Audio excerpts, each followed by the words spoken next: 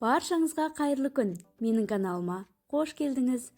Бүгін сіздермен муравейник тортының рецептімен бөлісетін боламын. Бұл торттың жасалу жолы өте оңай, ешқандай қымбат кремдерді қажет етпейді.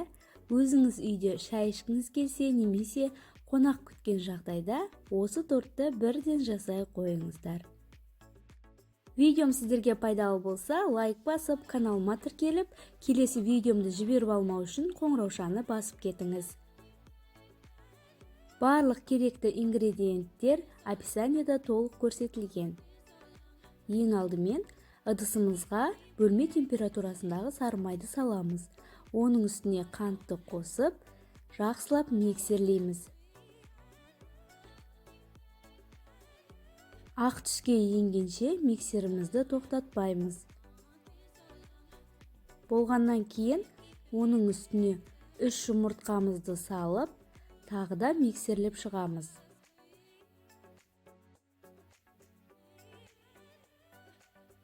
Массамыз толық бір-біріне сіңіскенше миксерді тоқтатпаймыз. Болғаннан кейін құрғақ ингредиенттер онымен разрыхлителді араластырып, оны да сұйықтығымызға қосып, тестамызды дайындаймыз.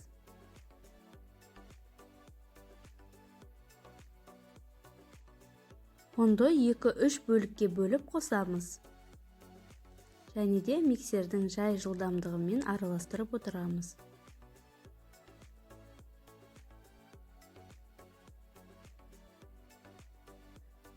Негізі миксер болуы шарт емес, кез келген венчикпен немесе вилкамен араластырсаңыздар болады.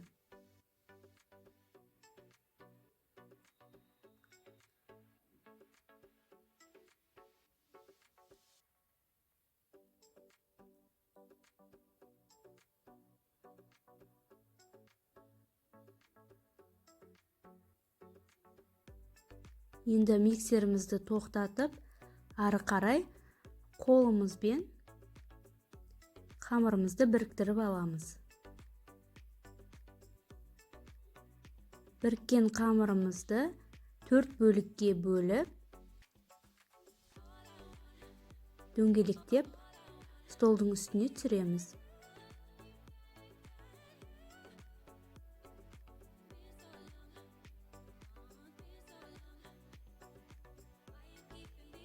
Бұл бізге теркадан өткізуге немесе мясорубкадан өткізуге ыңғайлы болу үшін осылай жасап аламыз. Енді осы дайын болған дөңгелектерді пищевой пленкаға орап, холодильникке 1,5-2 сағатқа қойып қоямыз. Немесе асығыс болсаңыз, морозильникке жарты сағатқа қойсаңыз болады. Ол дайын болғанша кремді дайындаймыз. Ол үшін бізге сары май мен вареная сгущенка қажет. Екеуін миксердің көмегімен араластырып, әдемі крем жасап аламыз. Міне бізде осындай әдемі крем пайда болуы қажет. Тортқа вареная сгущенка ерекше дәм береді. Холодильниктегі дайын болған қамырды шығарып, оны формамыздың үстіне пергамент қағазын қойып, үстіне үгітіп аламыз. Немесе мясорубкадан өткізсеңіздер болады, болмаса теркадан да өткізіп алсаңыздар болады.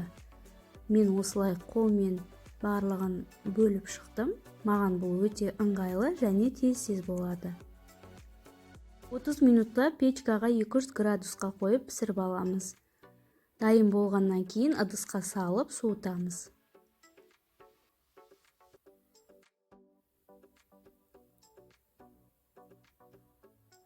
Қалған 2 домалақты да дәл осылай үгітіп пергамент қағазына салып, оны да пісіріп аламыз.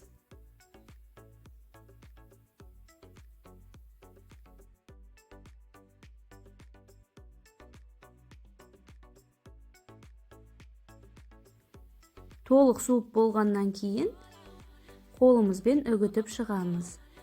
Майда қылып үгітіп шығамыз. Сол кезде тортымыз өте әдемі болып шығады.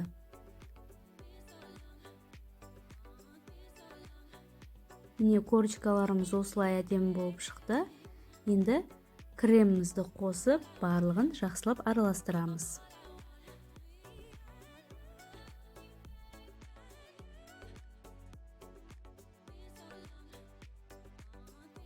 Крем мен осы корочкалар жақсылап біріккенше әдемілеп араластырамыз.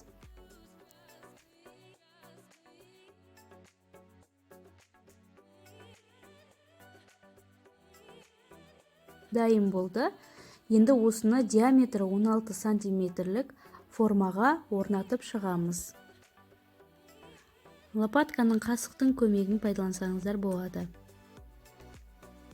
Біртіндеп формаға саламыз. Егер 20 сантиметрлік болмаса, одан да үлкен формаға істегілеріңіз келсе, олай жасауға болады, бірақ биіктігі кішірек болып шығады.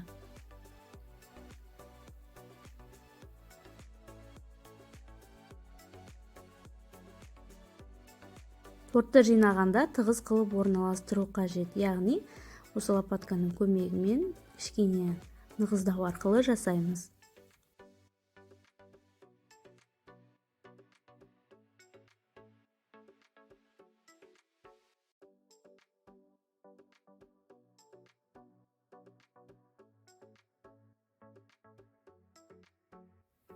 Дайын болған сияқты, енді осыны бетін пищевой пленкамен жауып, холодильникке 6 сағатқа қоямыз.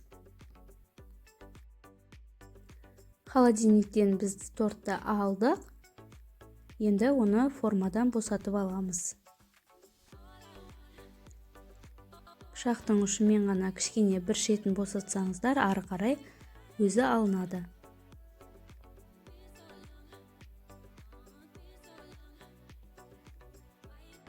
Тортты әсемдеу өз еріктеріңізде, бетіне мак сепсеңіздер де болады. Болмаса, мен сияқты осылай сметанный крем жағып қойсаңыздар болады. Бұл міндетті емес.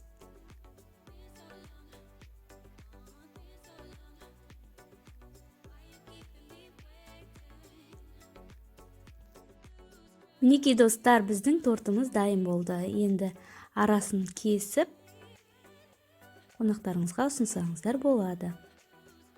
Арасы осындай болып шықты.